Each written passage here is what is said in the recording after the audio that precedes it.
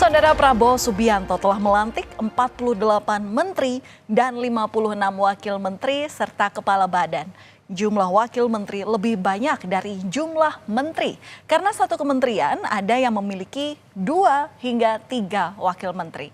Kabinet yang dinamai sebagai Kabinet Merah Putih secara jumlah lebih banyak dari era Presiden ke-7 Republik Indonesia Joko Widodo yang hanya ada 34 kementerian. Presiden Prabowo Subianto melantik jajaran Menteri Kabinet Merah Putih di Istana Negara Jakarta pada Senin pagi. Total ada 48 menteri yang dilantik. Selain melantik 48 menteri, Presiden juga melantik 5 pejabat setingkat menteri, yakni Jaksa Agung, Kepala BIN, Kepala Staf Kepresidenan, Kepala Kantor Komunikasi Kepresidenan, Ketua Dewan Ekonomi Nasional, dan Wakil Kepala Staf Kepresidenan. Usai membacakan keputusan Presiden tentang pengangkatan kepala lembaga setingkat menteri, Presiden Prabowo membacakan sumpah jabatan yang diikuti oleh para menteri dan 5 pejabat setara menteri.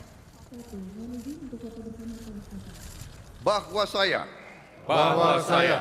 akan setia kepada Undang-Undang Dasar Negara Republik Indonesia Undang-Undang Dasar Negara Republik Indonesia tahun 1945 serta akan menjalankan segala peraturan perundang-undangan dengan seluruh-seluruhnya demi dharma bakti saya kepada bangsa dan negara.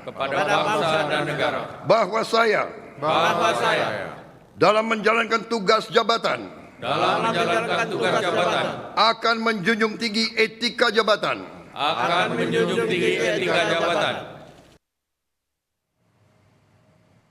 Saudara, dari ke-48 Menteri Kabinet Merah Putih, tidak semuanya merupakan wajah baru dan sudah tidak asing bagi masyarakat. Tercatat ada 16 menteri yang menjabat di masa pemerintahan Presiden ke-7 Republik Indonesia Joko Widodo yang kemudian dipercaya kembali di Kabinet bentukan Prabowo Subianto. Ada yang kembali dipercaya di kementerian yang sama, ada pula yang ditugaskan di kementerian baru. 12 menteri di era Jokowi kembali dipercaya memegang kementerian yang sama, sementara 6 menteri lainnya kini menjabat di kementerian yang berbeda. Persiapan pelantikan Kabinet Merah Putih, saya jam 9 sudah sampai di Istana Merdeka. Insting saya langsung masuk ke ruang pelantikan, saya tanya protokol, gimana ini ngaturnya? Kan jumlah yang dilantik lebih banyak, cukup enggak? Gitu. Terus, spos ada di mana? Yang dilantik ada berapa agama? Yang doa pemimpin agamanya sudah siap betul-betul. Saya terus habis itu kaget saya, loh saya kan enggak mensesnek lagi.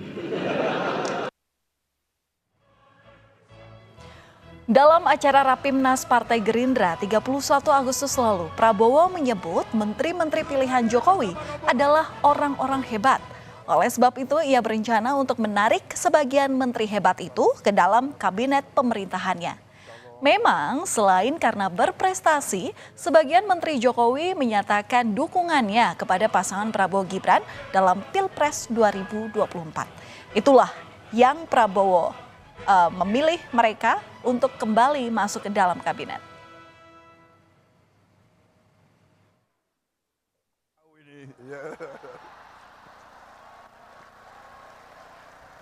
Pak, maaf Pak, karena Bapak pilih orang-orang hebat, mungkin sebagian dari mereka di kabinet saya Pak nanti ini.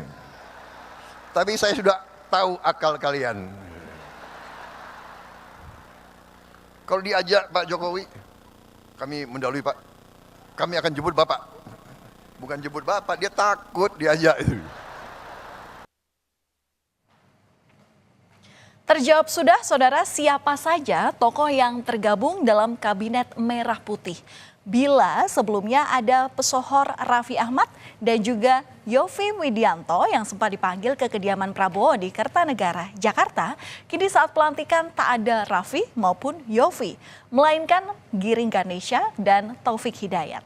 Hilangnya nama Raffi Ahmad dan Yovie Widianto dalam pengumuman susunan Kabinet Prabowo tak terlalu mengejutkan. Pasalnya, Raffi dan Yovie juga tak dipanggil dalam acara pembekalan calon menteri dan wakil menteri di Hambalang pada Kamis 17 Oktober 2024. Menurut keterangan Bima Arya, Raffi Ahmad dan Yovie Widianto diberi tugas khusus oleh Prabowo Subianto. Giring Ganesa adalah mantan vokalis grup band Nidji yang beberapa tahun belakangan ini berkiprah di dunia politik dengan bergabung ke Partai Solidaritas Indonesia yang melenggang masuk Kabinet Merah Putih sebagai Wakil Menteri Kebudayaan. Dan ada mantan atlet badminton Taufik Hidayat yang kini dipercaya menjadi Wakil Menteri Pemuda dan Olahraga. Taufik pernah menjadi staf khusus Menpora Imam Nahrawi di tahun 2017 hingga 2018. Sama ibu saya, mertua saya, sama istri saya sih. Ya pengalaman yang nggak akan saya lupain seumur hidup. Jadi terima kasih sekali lagi buat Bapak Presiden, buat Mas Wakil Presiden yang sudah memberikan kepercayaan. Sudah pembagian tugas belum dengan Pak Menteri nanti? Ini udah dijemput nih, luar biasa nih. Saya kaget juga baru keluar langsung dijemput. Di antara nama-nama menteri ada sejumlah sosok yang pernah berseberangan dengan Prabowo Subianto. Tercatat ada 4 mantan aktivis 98 yang kini berkiprah di Kabinet Merah Putih. Mereka adalah Nezar Patria, Agus Jabo, Mugianto, dan Faisal Riza. Nezar Patria mulai dikenal setelah jadi Sekjen Solidaritas Mahasiswa Indonesia untuk Demokrasi. Bersama Mugianto dan Faisal Riza, Nezar juga jadi korban penculikan di tahun 1998. Agus Jabo, sosok yang memprakarsai Partai Rakyat Adil Makmur. Pada 96 atau tahun 1996, ia dikenal sebagai Ketua Umum Partai Rakyat Demokratik yang anti Presiden Soeharto di era Orde Baru. Agus Jabo aktif dalam gerakan reformasi 1998 berkolaborasi dengan Budiman Sujatmiko. Kemudian ada kejutan lainnya, saudara, dalam pengumuman menteri dan wakilnya di Minggu malam pada 20 Oktober lalu, Presiden Prabowo menyebut Mayor Teddy Indrawijaya yang dikenal sebagai ajudan kepercayaan Presiden Prabowo ini menempati posisi baru menjadi Sekretaris Kabinet. Teddy merupakan sosok yang dipercaya Prabowo untuk mendampinginya sebagai ajudan sejak posisi Menteri Pertahanan hingga Presiden Republik Indonesia. Wakil Ketua DPR Sufmi Dasko Ahmad menyebut Mayor Teddy Indrawijaya tidak perlu pensiun dari TNI karena kini posisi Seskap ini tidak setara dengan menteri, melainkan ada di bawah Mensesnek. Wakil Ketua DPR dari fraksi Gerindra Sufmi Dasko Ahmad dalam keterangan tertulis mengatakan bahwa struktur dan bagan organisasi sudah ada perubahan, sehingga tidak ada Menseskap tetapi digabung di bawah Mensesnek. Strukturnya di bawah Sesnek sama seperti jabatan yang boleh diisi oleh perwira TNI atau Polri seperti Sekmil, Sekspri, dan lain-lain. Yang batasannya adalah paling tinggi setara eselon 2 atau kalau di TNI Polri paling tinggi setara Brigjen. Soal penyusunan Kabinet Merah Putih, Presiden ke-7 Republik Indonesia Joko Widodo menyebut itu adalah hak prerogatif Presiden. Jokowi percaya Presiden Prabowo sudah memilih orang-orang terbaik di bidangnya untuk masa depan bangsa.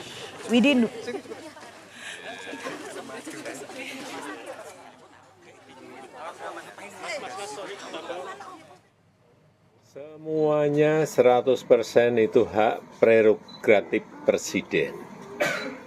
Semuanya saya kira sudah lewat pertimbangan-pertimbangan yang matang. Siapapun yang telah dipilih itu pasti melalui pertimbangan-pertimbangan yang matang, melalui kalkulasi-kalkulasi yang juga matang. Saya meyakini yang dipilih Pak Prabowo adalah yang terbaik dari yang ada.